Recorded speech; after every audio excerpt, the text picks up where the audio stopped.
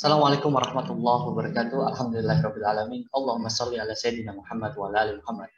Pemirsa, salam jumpa kembali di program Kabar Petang edisi Senin 28 Februari 2022 bersama saya Fatih Salahuddin. Selama beberapa waktu ke depan kita akan membaca menelaah berita paling menarik hari ini, membahasnya bersama narasumber yang berkompeten dan tentu dari sudut pandang Islam. Pemirsa, inilah Kabar Petang selengkapnya.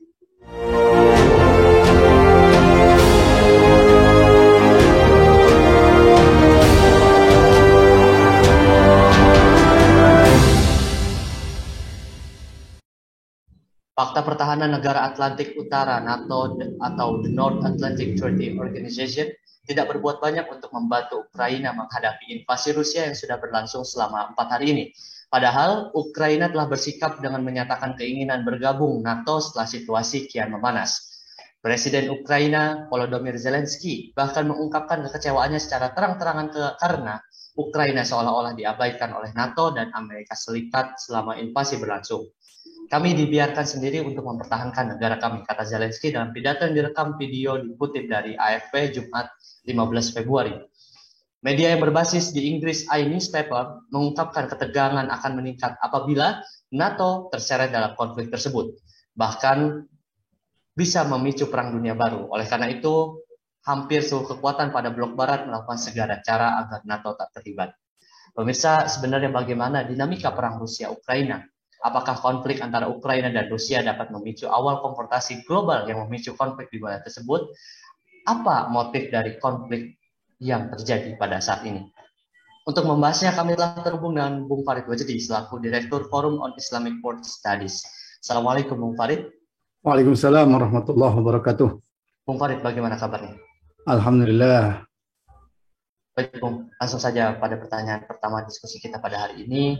Bung, sebenarnya bagaimana dinamika perang Rusia dan Ukraina ini? Apakah usaha Rusia untuk menginvasi Ukraina menjadi mudah? Lalu apa saja rencana dari kedua belah pihak tersebut? Iya, sebenarnya bisa disebut tidak diduga ya bahwa Rusia melakukan invasi ke Ukraina karena bagaimanapun invasi Rusia ke Ukraina itu bukan hal yang mudah ya, dalam pengertian banyak pihak memandang ini akan merepotkan ya banyak negara ya. Dari sisi Rusia sendiri, invasi ke Ukraina itu dikhawatirkan ya kalau perang ini berjalan dalam waktu yang lama, ini akan menyedot ya energi Rusia. Rusia tentu sudah punya pengalaman ketika di masa komunis Soviet ya, ketika bagaimana mereka terjebak dalam perang yang menyedot energi Soviet pada waktu itu. Dan ini kemudian menjadi salah satu faktor penyebab ya runtuhnya komunis Soviet pada waktu itu, ketika Soviet terjun ke medan perang Afghanistan ya. Artinya apa? Perang di Ukraina ini bisa menjadi berbahaya ya bagi Rusia kalau perang ini menjadi perang yang berlarut-larut ya. Karena itu ada kemungkinan ya Rusia akan berupaya mencari satu strategi ya untuk menghindar dari perang yang berlarut-larut ini. Sejak awal Rusia sudah mengatakan bahwa perang ini bukan serangan Rusia ini bukan dalam rangka menginvasi ya atau menduduki Ukraina, tapi melakukan apa yang dia sebut dengan demilitarisasi ya. Maka yang banyak diserang Rusia, klaim Rusia itu adalah persenjataan militer atau pangkalan-pangkalan militer Ukraina ya. Walaupun beberapa media menyebutkan tidak sedikit korban sipil ya. Tapi intinya Rusia akan berpikir bagaimana kemudian perang ini tidak berlarut-larut ya. Ada kemungkinan juga Rusia akan memainkan faktor-faktor di dalam negeri Ukraina sendiri. kalau kita lihat Ukraina, pemerintahan rezim Ukraina sebelumnya adalah rezim yang pernah juga di bawah kendali Rusia ya, sebelum rezim yang sekarang ini ya. Apakah kemudian Rusia memainkan sisa-sisa rezim-rezim lama yang sebelumnya mendukung Rusia ya, ini menjadi pertanyaan ya. Tapi yang jelas kalau perang ini berlarut-larut ya, ini akan memukul Rusia ya. Apalagi kalau kita lihat sanksi yang diberikan oleh Eropa dan Amerika, apalagi kalau kemudian sanksi ini memukul jantung perekonomian Rusia ya, ini tentu sangat dikhawatirkan oleh Rusia. Maka ada kemungkinan ya bahwa invasi ini akan dirancang tidak dalam waktu yang lama ya, akhirnya akan maju ke meja perundingan ya, di mana pihak-pihak yang terlibat itu akan mengambil keuntungan ya dari kondisi yang ada ya. Saya kira begitu. Baik Bung, menarik Bung. Tadi Bung Farid menyebutkan bahwa Rusia mengklaim melakukan demilitarisasi di Ukraina, Bung. Lalu dengan strategi, dengan menghindari, maksud saya menghindari strategi yang berlarut-larut. Bung Farid, sebenarnya apa motif dari itu semua, Bung? Iya, kalau kita lihat sebenarnya ini perang yang tidak terkait langsung dengan Ukraina ya. Ini bisa disebut semacam game of nation ya, semacam permainan antar negara-negara besar ya. Dalam hal ini adalah Rusia, Eropa dan Amerika ya, yang masing-masing memiliki kepentingan ya dalam konflik ini. Rusia sendiri jelas ya melihat bahwa kendali terhadap Ukraina itu sangat penting bagi Rusia ya, terutama terkait dengan alasan keamanan Rusia. Ukraina berada di pagar terdepan Rusia berhadapan dengan Eropa ya. Bagaimanapun secara historis Eropa pernah mengancam Rusia ya, di masa Hitler ya. Eropa Jerman pernah mengancam posisi Rusia ya. Itu tentu menjadi ancaman historis bagi Rusia. Di samping itu ada juga bicara tentang kewibawaan Rusia ya. Kita tahu Rusia bagaimanapun ya punya keinginan ya untuk tetap menjadi negara besar ya, walaupun Rusia paham persis tidak bisa menggeser Amerika setelah runtuhnya Soviet, tapi Rusia masih ingin berada pada orbit negara-negara besar ya, yang bisa mempengaruhi konstelasi dunia ya. Nah, untuk bisa menjadi negara besar ya, tentu Rusia harus menunjukkan kewibawaannya ya sebagai satu negara. Nah, karena itu kendali terhadap Ukraina ini terkait dengan unjuk kewibawaan Rusia ya. Karena Rusia selama ini seperti yang disampaikan oleh Putin sudah cukup banyak mengalah ya terhadap Barat ya. Ketika Barat dalam hal ini Amerika Serikat ya menggabungkan banyak negara-negara ex-Soviet di Eropa Timur bergabung ke dalam NATO ya, sesuatu yang tidak diinginkan Rusia ya, karena Rusia bagaimanapun tetap berkeinginan negara-negara ex-Soviet di wilayah Eropa Timur itu tetap di bawah kendali Rusia ya. Karena itu Rusia menganggap masuknya Ukraina ke NATO itu sebagai sesuatu yang sangat memukul keamanannya ya, dan memukul kewibawaannya. Karena itu hal ini sudah kerap kali diminta oleh Putin ya agar diperhatikan ya. Sehingga dalam perspektif Rusia ya, ini ada upaya untuk membangun kewibawaan Rusia ya. Karena itu tidak bergabungnya Ukraina tetap di bawah kendali Rusia ini semacam garis merah ya yang tidak boleh dilewati oleh Amerika dan Eropa ya. Ini dalam perspektif Rusia ya. Nah, dalam perspektif Amerika, konflik Ukraina ini terkait dengan dua hal ya. pertama terkait dengan eksistensi NATO ya. Amerika tetap berupaya untuk memelihara konflik Ukraina ini sebagai konflik yang dibuat menjadi persepsi ancaman terhadap Eropa ya. Persepsi ancaman terhadap Eropa ini kemudian akan membuat ya eksistensi NATO itu menjadi masih relevan ya di Eropa ya. Kita tahu pasca Perang Dingin, apalagi setelah Pakta Warsawa bubar ya, keberadaan NATO banyak dipertanyakan oleh negara-negara Eropa yang menginginkan adanya aliansi pertahanan Eropa yang mandiri ya tanpa NATO. Sementara Amerika melihat hal ini suatu yang membahayakan pengaruh Amerika di Eropa ya. Karena pengaruh Amerika di Eropa itu bisa dicapai ya melalui NATO ya, karena NATO ini bagaimanapun dikendalikan oleh Amerika ya.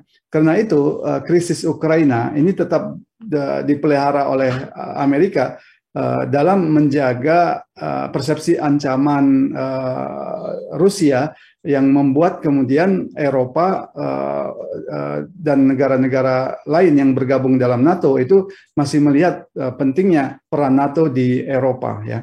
Di samping itu juga kalau kita lihat ada kekhawatiran ya dari Amerika ya bergabungnya Eropa dengan Rusia ya sebagai suatu ancaman yang disebut dengan ancaman EU-Rusia ya. EU-Rusia itu adalah gabungan antara Eropa dan Asia ya. Rusia itu masih dianggap sebagai sebuah wilayah yang terletak di Asia. Jadi kalau wilayah Eropa dan Asia ini bergabung ya, apalagi nanti wilayah Asia ditambahkan pula dengan Cina ya, ini menjadi suatu kekuatan ekonomi yang mengkhawatirkan Amerika ya, yang membuat Amerika semakin terisolasi ya dalam percaturan perekonomian dunia. Karena itu adalah penting bagi Amerika untuk kemudian menggagalkan ya ancaman ini ya, di mana ancaman ini tercermin dari pembangunan pipa gas ya Nord Stream 2 ya yang mengalirkan gas dari Rusia ke Jerman ya. Jadi Amerika punya kepentingan untuk kemudian menggagalkan proyek ini ya, karena kalau kemudian proyek ini berjalan ya, ini akan mengurangi ketergantungan negara-negara Eropa ya terhadap Amerika secara ekonomi ya, dan Eropa akan membangun hubungan ekonomi yang baik dengan Rusia ya. Ini yang dikhawatirkan oleh Amerika akan mengisolasi perekonomian Amerika ya kalau kemudian Eropa dan Asia bersatu ya. Jadi itulah kenapa kemudian Amerika itu punya kepentingan untuk menggagalkan proyek Nord Stream 2 ini ya, proyek gas antara Eropa, antara Jerman dan Rusia ya. Karena itu Amerika punya kepentingan ya untuk kemudian semacam membuat trouble hubungan antara Eropa dan Rusia ya. Jadi krisis Ukraina ini ya akan menguntungkan Amerika karena akan memunculkan trouble itu ya, trouble hubungan antara Rusia dan Eropa ya, sesuatu yang sangat dikhawatirkan oleh Amerika Serikat ya. Itu dalam perspektif Amerika ya. Dalam perspektif Eropa ya, Eropa sebenarnya punya ketergantungan juga terhadap Rusia ya, terutama terkait dengan gas ya. Karena itu Eropa sebenarnya berharap ya hubungan dengan Rusia ini berjalan lebih baik ya. Tapi di sisi lain ya sikap Rusia yang melakukan invasi ke Ukraina ya itu tentu mengganggu Eropa dalam perspektif bahwa Eropa itu adalah negara yang mendukung hak asasi manusia ya, yang ini kemudian menjadi sesuatu yang selama ini mereka pegang ya. Karena itu tentu sangatlah memukul Eropa secara opini internasional kalau kemudian Eropa itu tidak berpihak kepada Ukraina ya, seolah-olah Eropa membiarkan adanya invasi militer ke Ukraina ya. Jadi kalau kita lihat ini sebenarnya perang antara negara-negara besar ya, yang menjadi korban itu adalah Ukraina ya. Maka tidak mengherankan kalau presiden Ukraina itu merasa ditinggalkan ya, karena sebenarnya kepentingan terbesarnya itu adalah kepentingan antara Rusia, Eropa dan Amerika ya, tidak terkait langsung dengan Ukraina ya.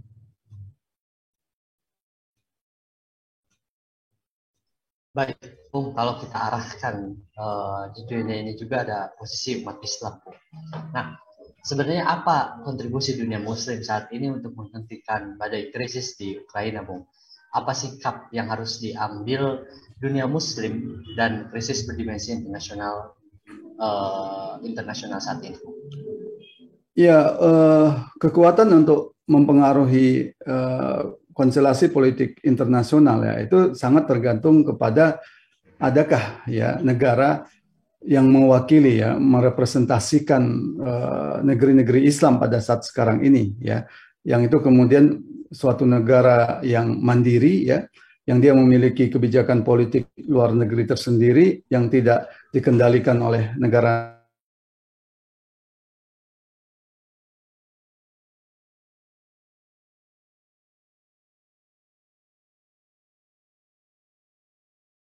kuat ya, dalam pengertian negara yang bisa menjamin kesejahteraan rakyatnya, yang memiliki ketinggian sains dan teknologi ya, memiliki kemampuan militer yang kuat ya. Kalau ada negara seperti itu ya, negara yang merepresentasikan dunia Islam atau negeri-negeri Islam dan dia kuat secara domestik ya, dia tidak bergantung secara ekonomi kepada negara lain, dia memiliki kekuatan sains dan teknologi yang disegani ya, maka negara itu akan bisa mempengaruhi konstelasi politik internasional ya. Yang menyedihkan, negara itu sekarang tidak ada ya, bisa disebut tidak ada negara yang merepresentasikan kekuatan global umat Islam yang jumlahnya sebenarnya sangat besar ya, 1,2 miliar di seluruh dunia ya. Memang beberapa pihak berharap pada Turki ya, tapi dengan kondisi ekonomi Turki yang saat sekarang ini juga sedang menghadapi pukulan yang cukup berat ya, Turki tentu memiliki keterbatasan ya untuk untuk kemudian mempengaruhi atau memberikan jalan penyelesaian ya terhadap konflik di Ukraina ini ya.